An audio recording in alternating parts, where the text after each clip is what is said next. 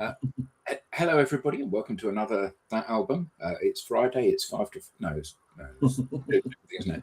And I'm joined by Nigel to chat about. I guess it's the forgotten Zeppelin album, isn't it?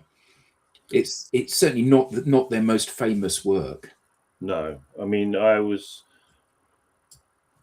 toying with the what I would call the final album, but that's a little bit depressing. This one is a bit more interesting, I think. So it's their seventh album, not one that a lot of people know. Everybody, I think, knows four, Yeah. And probably two. Yeah. But I we were saying just before, it wasn't one I used to play a lot, and in the last few years I've been playing it more and more, and I find it a really interesting record. Yeah, so I was completely unaware of this. Well, yeah, with Apple Music, you're never unaware of any album. But it's not an album that I had ever listened to. And as we were saying before we went live, it came from a different place. And as a result of that, I think it's different to the rest of their output. And that lends it a different layer that maybe you haven't heard before. And anyway, so this was 1976, an interesting year, as they all were. It was, of course, the British summer. That happened in 1976. So 50 years down the road, we still talk about it, obviously. So it must have been quite some summer. It was the first commercial Concorde flight in 1976. The Yorkshire Ripper took his first victims. The NEC opened. The Cod War was going on in full swing, and we broke off diplomatic relations with Iceland, and the rover SD1 was launched. and in the arts, films, Taxi Driver, Bugsy, Marathon Man, and Rocky all came out. So pretty good year for films. Books, Interview with the Vampire, The Selfish Gene, Children of June, Roots, The Omen, Not a Penny More, Not a Penny Less. But for albums, some real heavy hitters. Songs in the Key of Life, Hotel California, Car Wash, Boston, The Ramones, A Day at the Races, Arrival, Hajira, Jonama Trading, and this. So why this album? Well, I like records with a backstory. When I was suggested it to you, I hadn't twigged it's another record. So the last one I talked about was 50 years old, and so is this one. So it was released 31st of March 1976.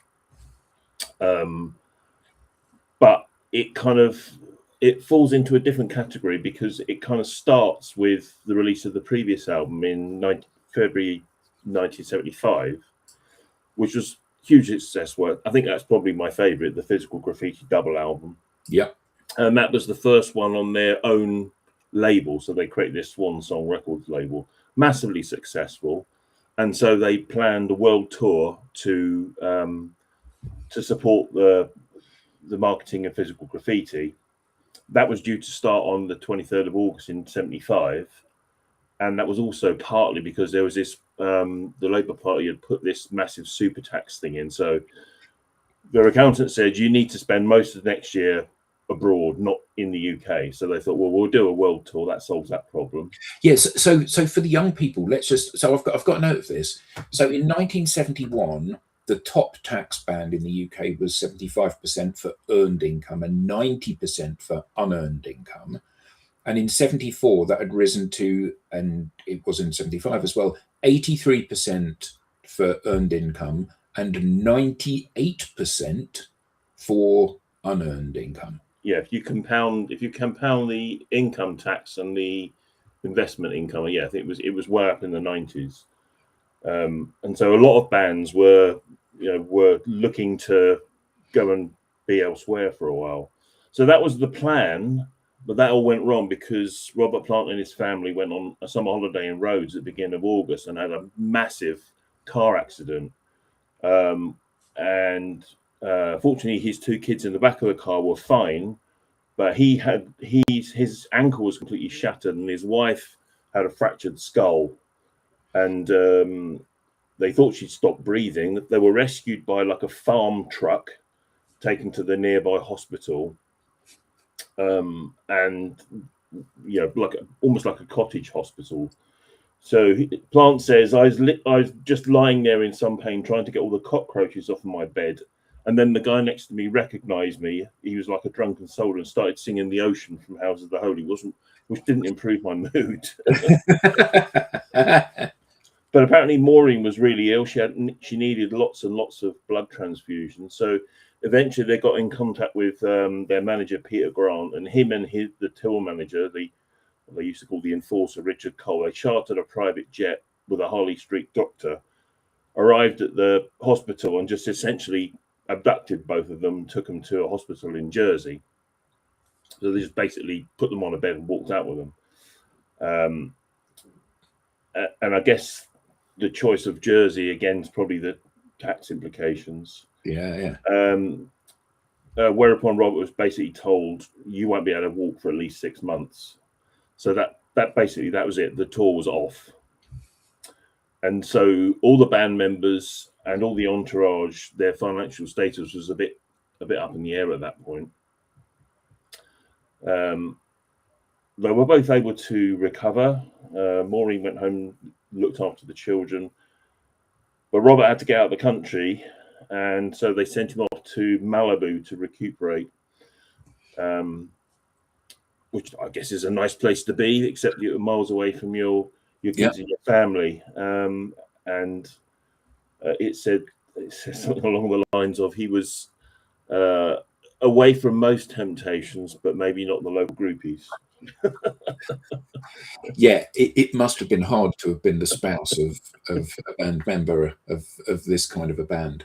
Yeah, I mean, I by all accounts, his wife was pretty much of a party animal too. So I mean, I think you don't get to be a member, you don't get to be a partner of a member of Led Zeppelin without knowing what's going to go on tour.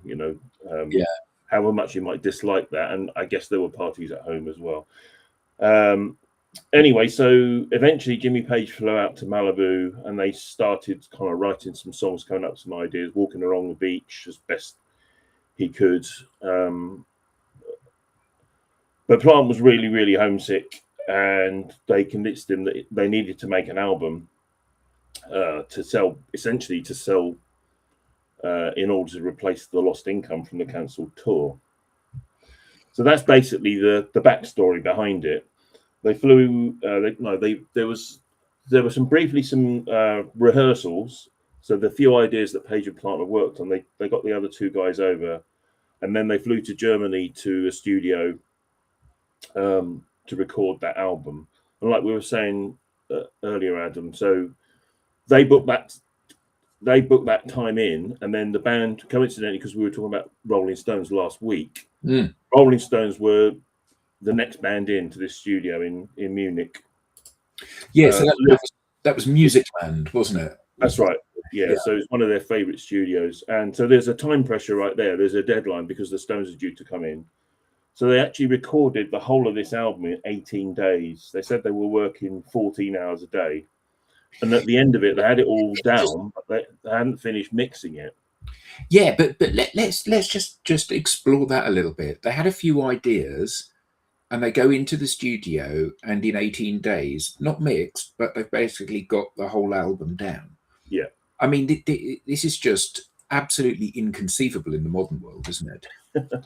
and like I said to you, in the Beatles documentary, Get Back, you saw the creative process of a bunch of really talented guys going into the studio and just batting around ideas and kind of building on the input from each of them. Yeah. And it must have been a similar process here.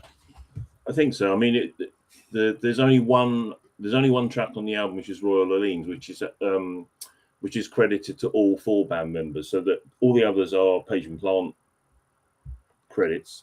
Yeah. But it would be interesting to know how kind of polished those early kind of rehearsal demos were and how much actually happened. But yeah, it is inconceivable. You think about, the bands around at that time, would they be in studio for months? Yeah. And so basically what happened is it overran. They hadn't had time to mix it. And so Page called up Jagger and sort of said, I need to borrow a bit of your time, can I have a few days? You know, can you delay your album, which is Black and Blue? So it's partly the success of the album is partly thanks to the Rolling Stones. Yeah. The other thing about the way it was recorded is 76 is also the kind of start of punk. So there was quite a lot of music press backlash against what they saw as the old rock dinosaurs like Zeppelin and Floyd, and I think the band were quite keen to show people that they weren't this big bloated rock dinosaur. They could bash out an album quickly and produce something that was like the core of their energy in a very short space of time. So just show their creative juices straight away.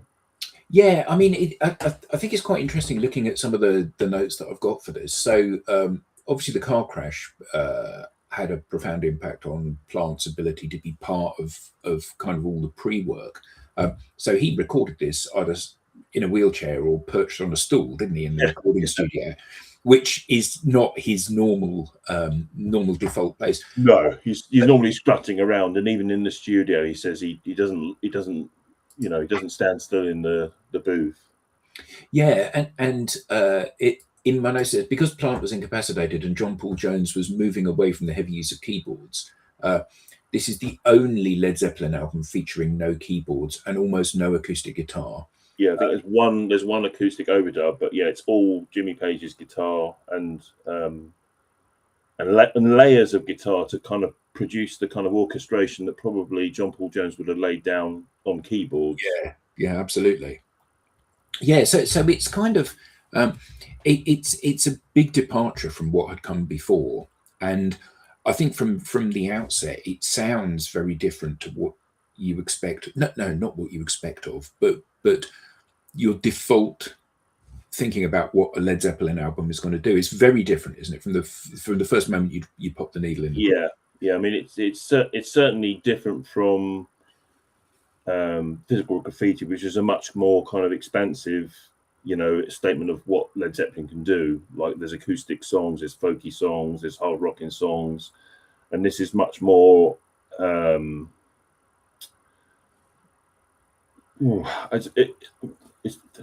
I don't want to. It's not a hard rock record. I don't think it is. I think it's still a good Led Zeppelin statement, but it doesn't have that kind of breadth and eclectic kind of styles that some of the other records have.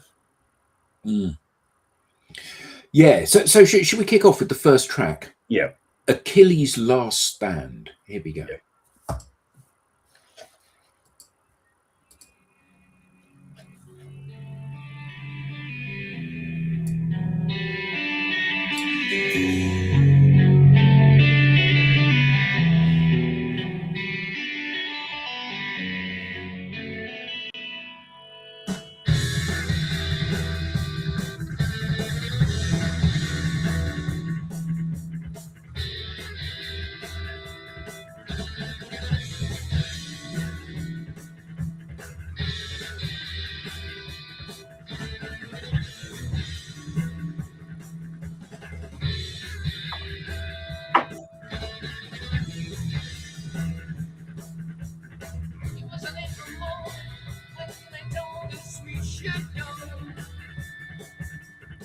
As I turned to you, you smiled at me. How could we say no?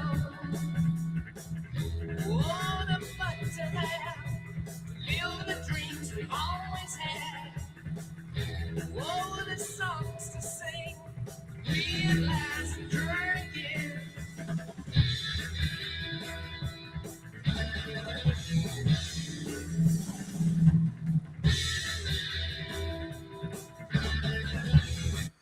It's really interesting. So, ironically, I was on Instagram scrolling through, and there was a little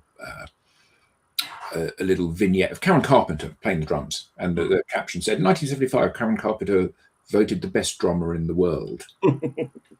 And I thought, yeah, actually, all things considered, clearly that is not the case.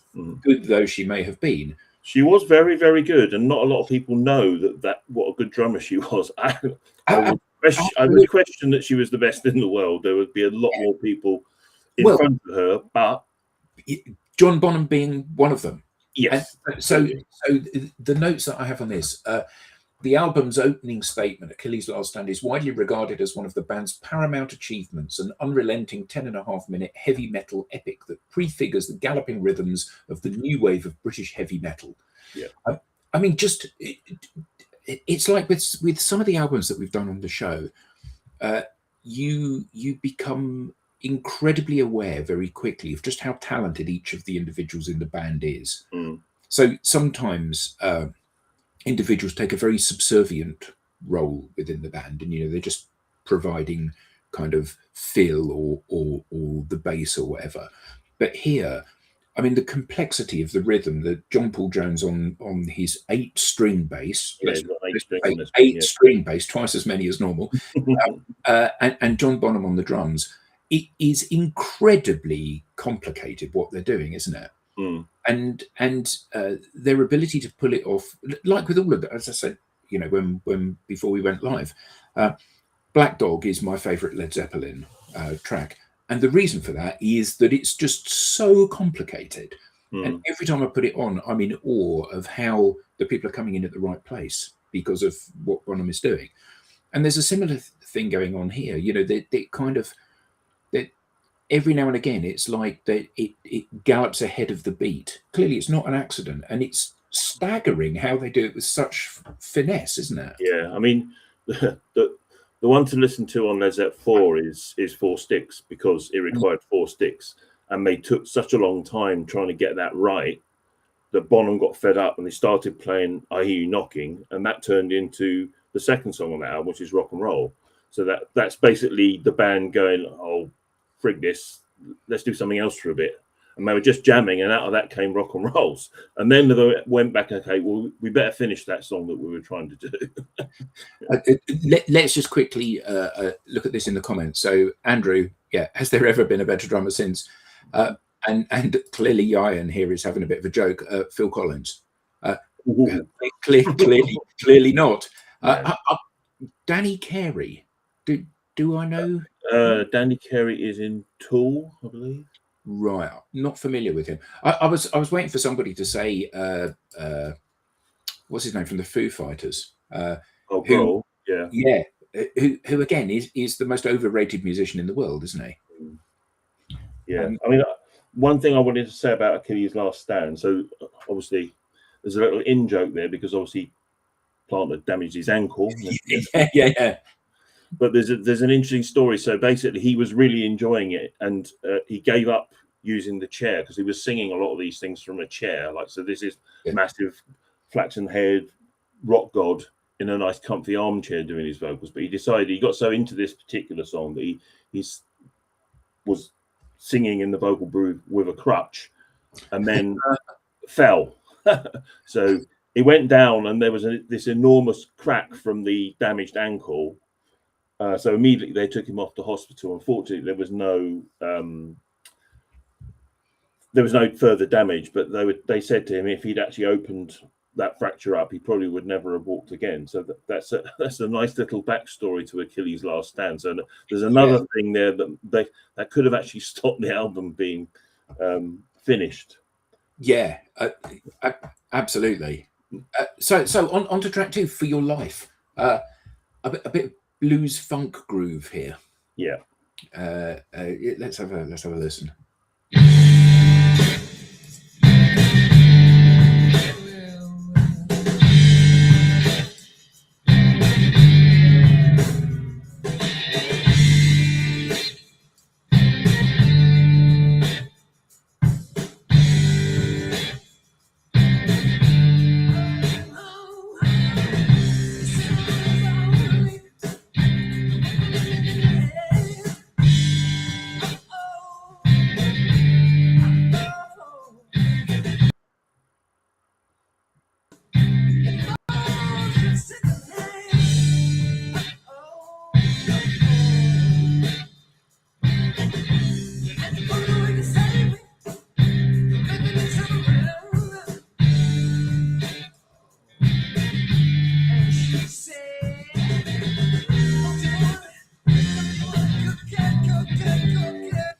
I love this style of track that they do, where it's almost impossible.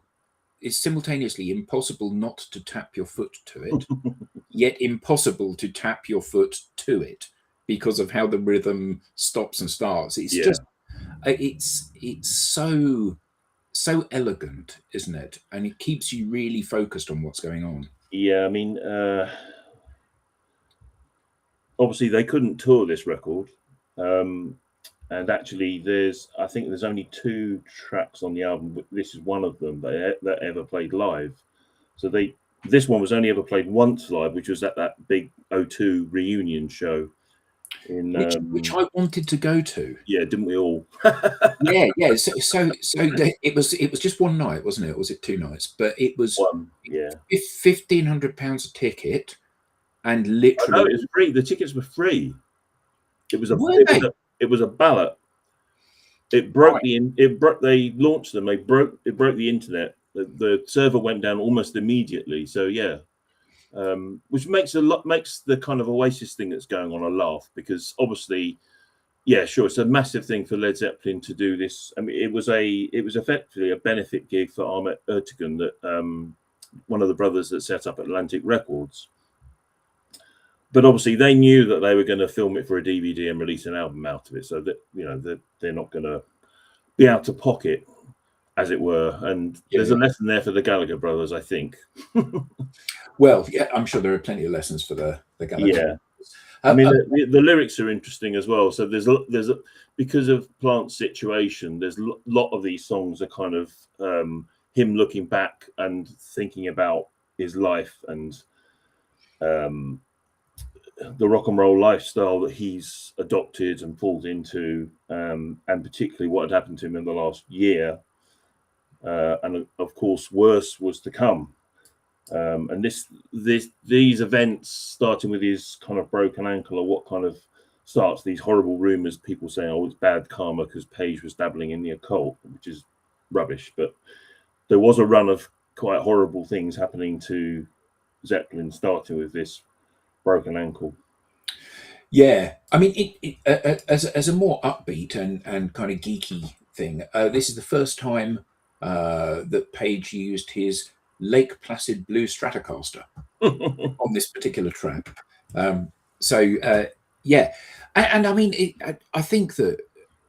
So one of the things that I find incredibly beguiling about some bands is when the musicians are so breathtakingly good.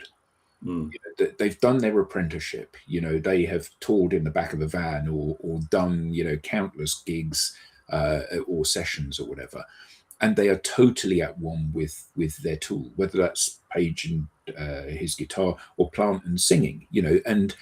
And each of the people in the band are at the very pinnacle of their art. And you said, one of the criticisms that we sometimes hear of Zeppelin is that it's a bunch of session musicians. And like we said, like that's a bad thing, because basically, and Page spent a long time as a session musician, didn't he? Before he, I mean, there's a lot of really big hit records from the '60s where he's playing on them, including early Who records, much to Pete Townshend's annoyance. And it stood him in good stead because he could handle all sorts of styles. And John Paul Jones too. I mean, John Paul Jones is really an organist, but he realised it was quite hard to drag a Hammond organ around to all these sessions, so that's why he ended up being a very, very good bass player. But he's also an excellent arranger. And then Plant and Bonham were just mates from the West Midlands. Yeah, and it's kind of interesting, isn't it? It's like, how do people that are so talented, or maybe it's because they're so talented, that they become mates with other people that are so talented?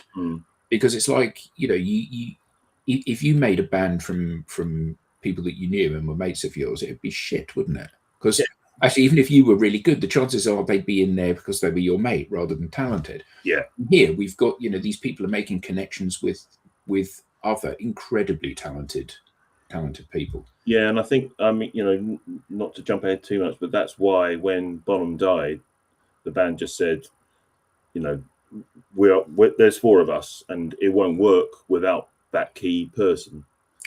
Absolutely, and I think that that's an incredibly brave and honourable thing to do, isn't it? You know, we're a four-piece band, and to go on with just three of us plus someone else to replace him, it's not Led Zeppelin anymore. No. I mean, I think there's definitely a synergy between the four players, and I guess when they came back for the O2, Jason, John's son, was the only person that really could have stepped into those shoes. Yeah. So somebody mentioned the object, which we probably ought to talk about. So on the cover, which Hypnosis designed, there's this kind of weird black monolith thing, which is another important bit of the backstory, if you don't mind me jumping in. Oh, please. So they finished the album the day before Thanksgiving. So Plant wanted to call the album Thanksgiving, partly because of the timing and partly because he was, you know, it's a sort of, I'm giving thanks because I'm still in one piece. Yeah. My family are okay, and we've managed to make a record. And then they started talking to Hypnosis that did like album covers for them and Pink Floyd, and then the guy, I can't remember which one it was, Aubrey or Storm, says the thing about your album is, what did he say? I've got written it down here. When I think about your group, I always just think of power and force. There's just a definite presence there, and so that's why we ended up with the title of Presence. And then they came up with this. This, I don't know whether there's these kind of weird. Yeah. So that kind of black monolith thing appears in all kinds of, you know, what look like mundane kind of stock photographs. Yeah. But they did actually make some little sculptures. I've got to show this. Yeah. So they made 1,000 of those. And the idea was, secretly, they were going to deliver those on the day of release to all these record companies. They're just going to arrive in a box. And it was like Peter Grant came up with this brilliant idea. And then somebody leaked the fact that was going to happen. Now, I don't know if you know who Peter Grant is, but he was an ex-wrestler. If you've ever seen some of the in-between song stuff on The Song Remains the Same, he's a very imposing and intimidating man. The idea that somebody did that and then would be absolutely crapping themselves, that he'd find out who it was. So that never actually, I don't know whether they actually did deliver them. I think they probably didn't. You can buy them. They do appear sometimes for auction, but it's interesting. And it's a kind of nod to the kind of black monolith thing in 2001, The Space Odyssey. So this kind of black guiding presence object. So that's the kind of where that whole thing comes from. So I thought that was important to mention as well. Yeah, I mean, it all in all, and it's like a couple of weeks ago, we did Dixie Chicken by Little Feat, and in the promotion for that, the band dressed up in chicken costumes and went to the different radio networks and delivered the records in a box saying "finger picking good" rather than "finger licking good." Yeah. And it's kind of like that sort of thing doesn't happen anymore, does it? Like going through all of this, you know, making 1,000 of these objects and then distributing them, you know, leaking them out into the public. It's like, yeah, people don't do that anymore, do they? No. So Royal Orleans, a bit of funk, maybe. Yeah, another good story behind this. I'll let you play it and then we'll talk about it.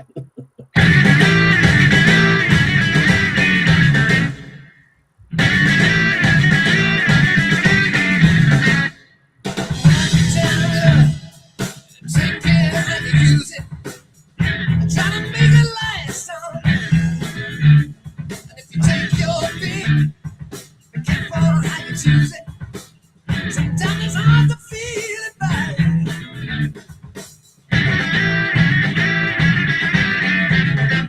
Feel it back.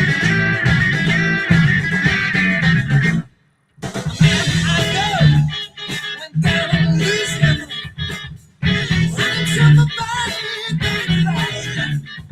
The sun beats through, shot down my Mississippi.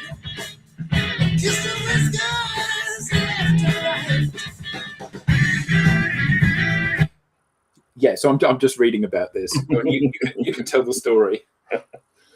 Yeah, so they were the band was sometime in the past they were partying in New Orleans, and the title Royal Orleans refers to the hotel that they stayed in. But if they went to a normal bar in New Orleans, they'd just get hassled. There'd be hangers on and groupies. So they used to go to the gay bars because they could just drink in peace and do whatever they wanted there.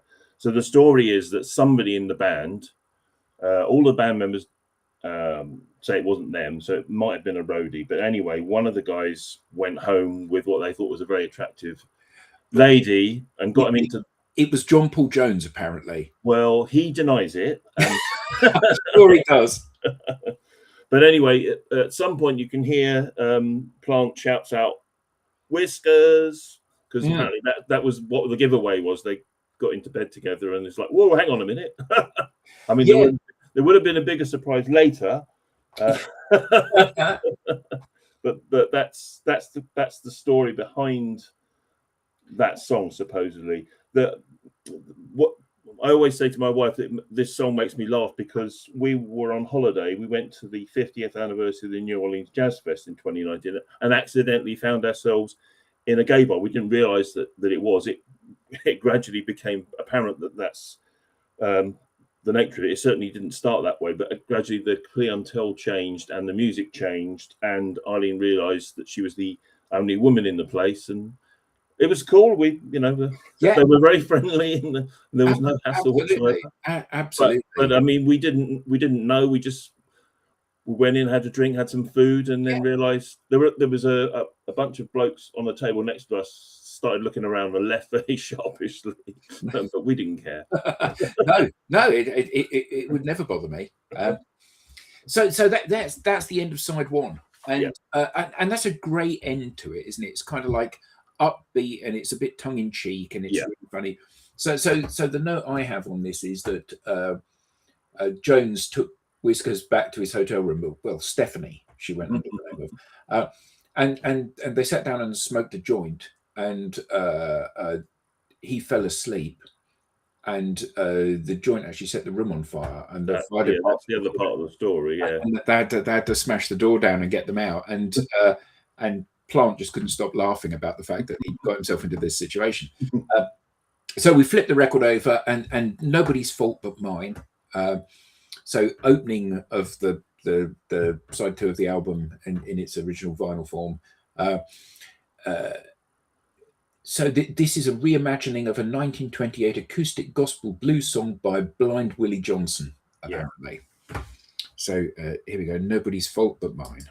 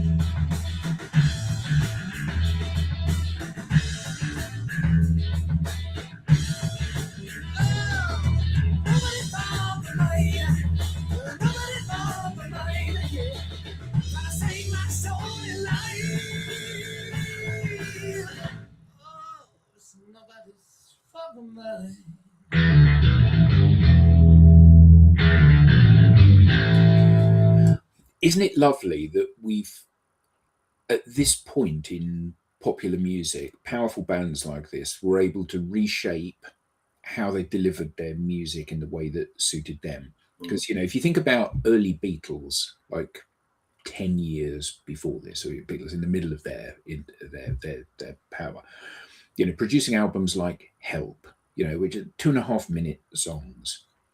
And the problem with that is that the song's only just got going and it's drawn to a close. And here, you know, we've got over a minute of intro before the bass and everything comes in.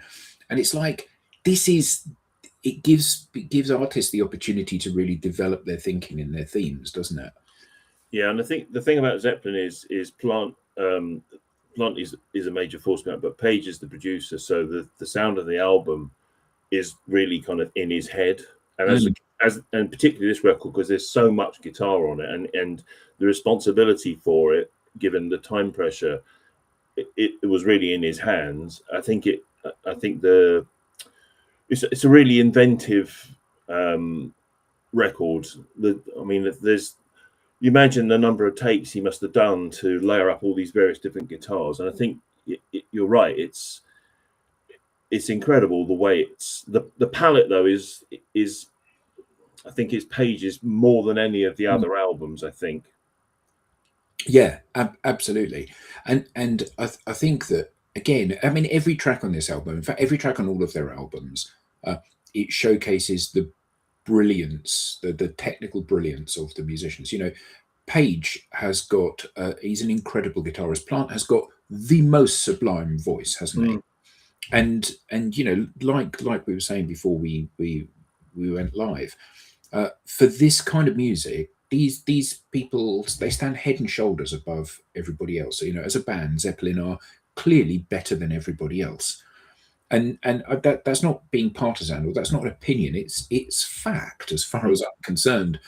And part of the joy that gives you is like when you listen to Pink Floyd in their way, or a similar kind of thing. When you listen to one of their albums, at no point is there any doubt in your mind that this is going to be a flawless execution of a concept.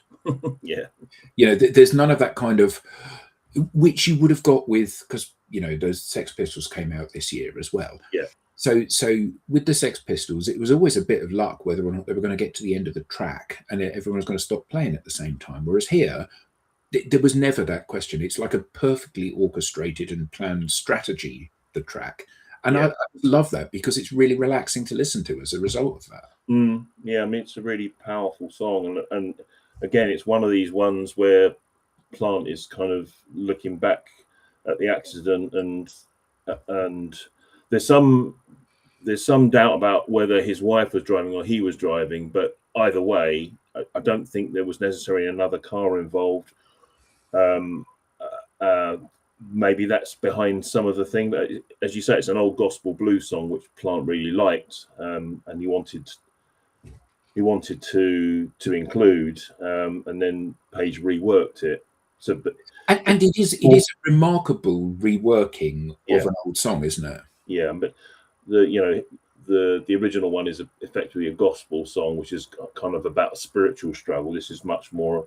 Again, there's a kind of theme with Plant's lyrics on this. He's kind of questioning whether the rock lifestyle is the right thing, and obviously there were 2 more tragedies to come, and he's a changed man now. And I think actually his voice on his most recent records is better than it was with Led Zeppelin, and I think he would agree.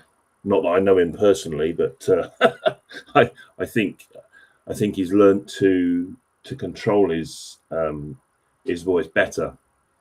Yeah, I mean, I think for his voice, Now and Zen is a breathtakingly good, and you get to hear just how beautifully smooth and controlled his voice is. But he's a very different person now, isn't he? He's very kind of, well, he is very Zen. He's very kind of at peace.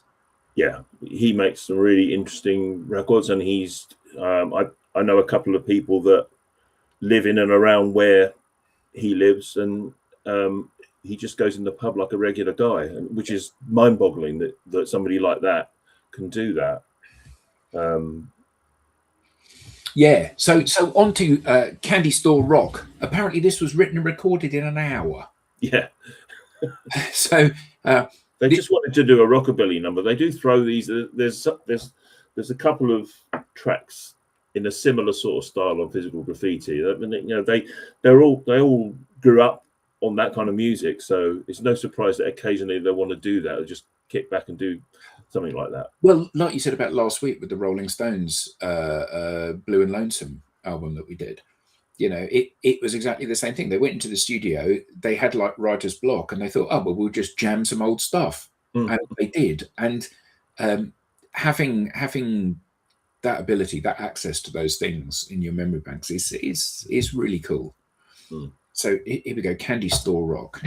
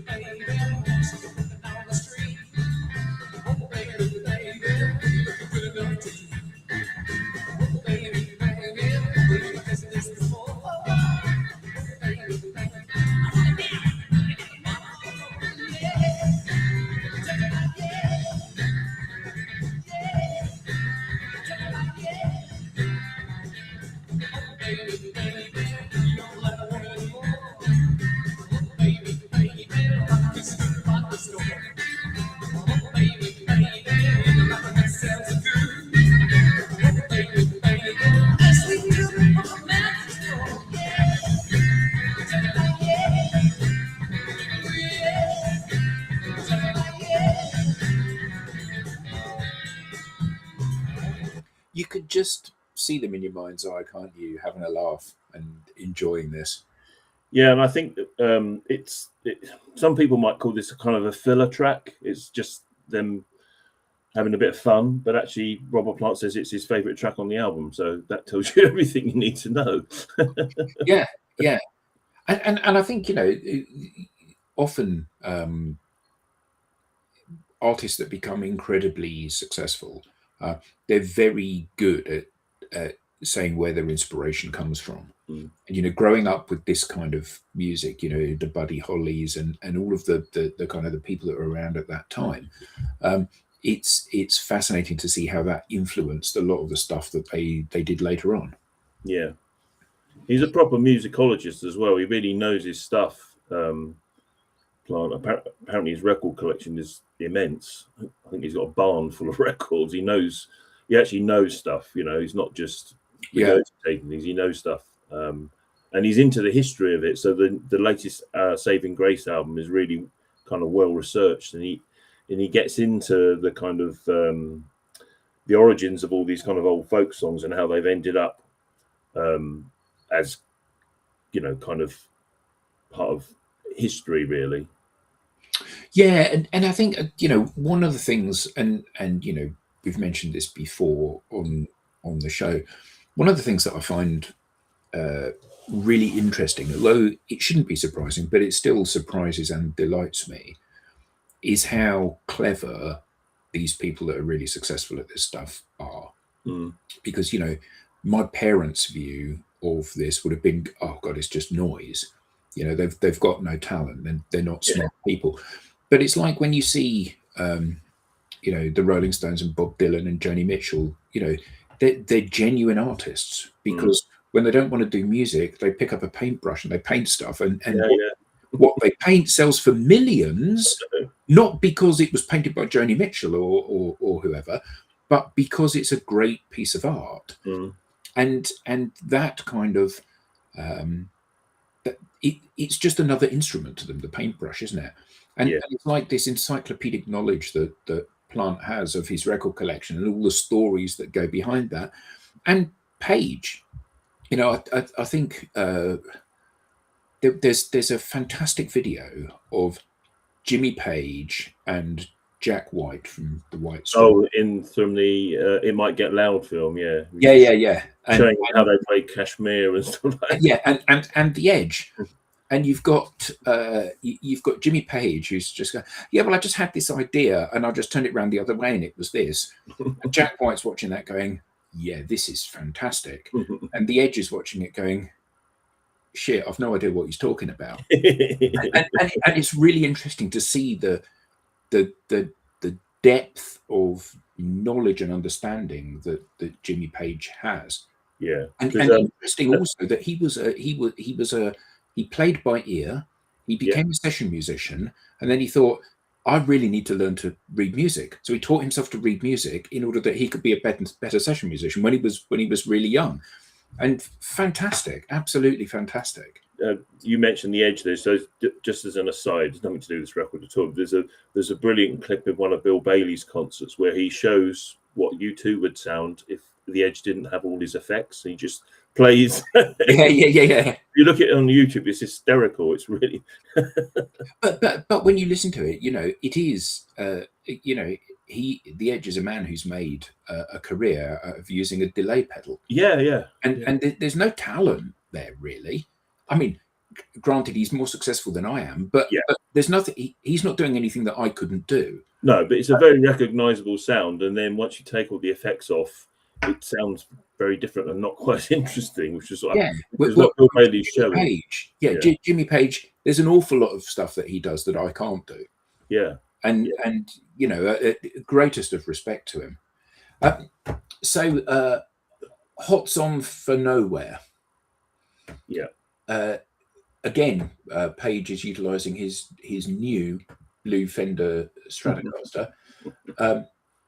Interestingly, the lyrics reflect Plant's deepening sense of alienation and paranoia during his convalescence in Malibu.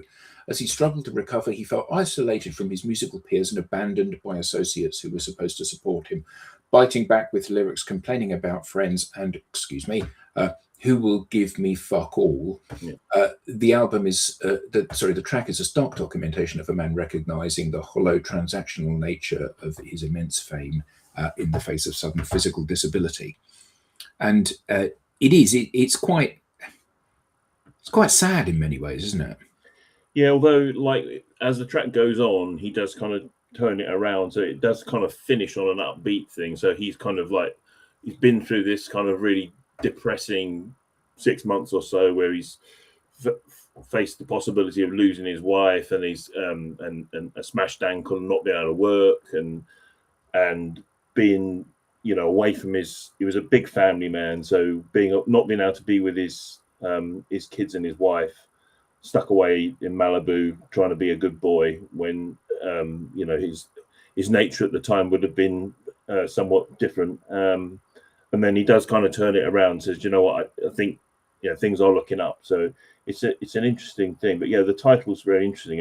I'm like, I've got no hots for anything really. It's just I'm depressed, which you would be. Yeah. So just before we play that, I'll just mention this. Just imagine, Andrew, how good U2 would have been had I have been the Edge. So I'll just leave you with that. So here we go. Hot's on for Nowhere.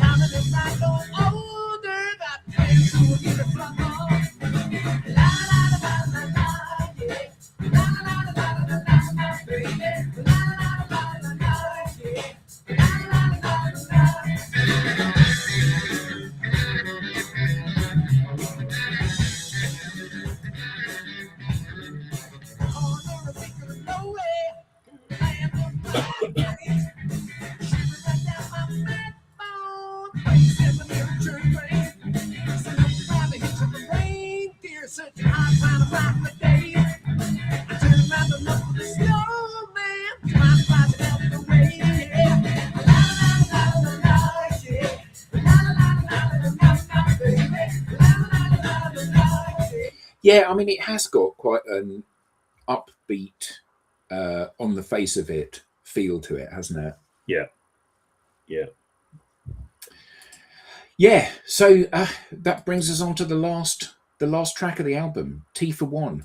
The title and lyrics originate directly from Plant's experience of drinking tea alone in hotel rooms and rented houses, staring at the walls while his wife recovered thousands of miles away in London. Mm. It's kind of, again, it's quite a sad pretext for the track, isn't it? Yeah. Yeah, I mean, they sort of harks back to Since I've Been Loving You on the third album.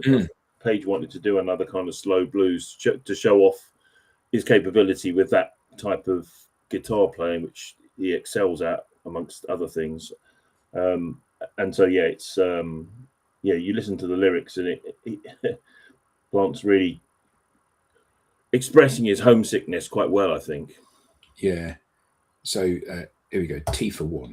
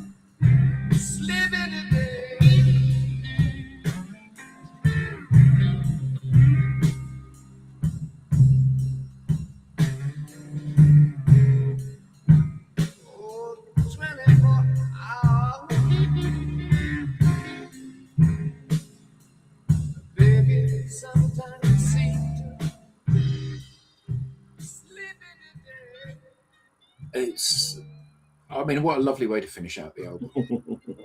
Yeah. It's and somebody had said in the comments earlier, this is their favourite Led Zeppelin album. And whilst I don't think it's my favourite Led Zeppelin album, that may just be because I don't really know it yet. I am genuinely blown away by this because it's so different to the other stuff that they've done, or other stuff that I've heard, and there's something incredibly intimate about the feel of this album. You know, it's expressing their own personal journeys with where they're currently at, which is really lovely, isn't it? It is. I mean, it's created out of adversity, and it shows. And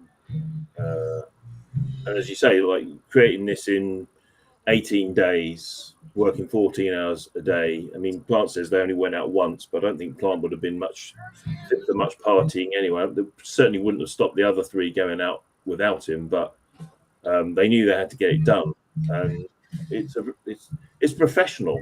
I mean, even Candy Store Rock, you know, which you'd say, like Andrew said there, like some of Led Zeppelin's fillers would actually end up better than some other bands' albums. Yeah, absolutely. I think it's just a testament, really, of what they haven't spent months and months in a rehearsing in studio. They've just gone in and done it and come out with some. And none of these songs are like what you call classics either. They're not people. If you reeled off a bunch of Led Zeppelin songs, you'd never come up with any of these. No, probably. And as I said earlier, I think there's only two. So For Your Life and Nobody's Fault But Mine, they did play on their final tour, and that was another song at the O2 as well. So they're not well known, any of those songs. No, and I do think that this is this will be in my regular playlist from now on. You know, and there have been a few of the albums that we've done on the show where they're not albums that I particularly was aware of or familiar with, and you know, going into them at some depth and listening to them pretty much to the exclusion of most other things during the week, it kind of immerses you in it, and this will be regularly played when I'm in the car from now on, because it's tremendous, and I think that what's interesting about this is that I don't see any filler tracks in this at all. They're all absolutely tremendous. Yeah, you'd be happy with any of them, wouldn't you, really? Yeah, I would.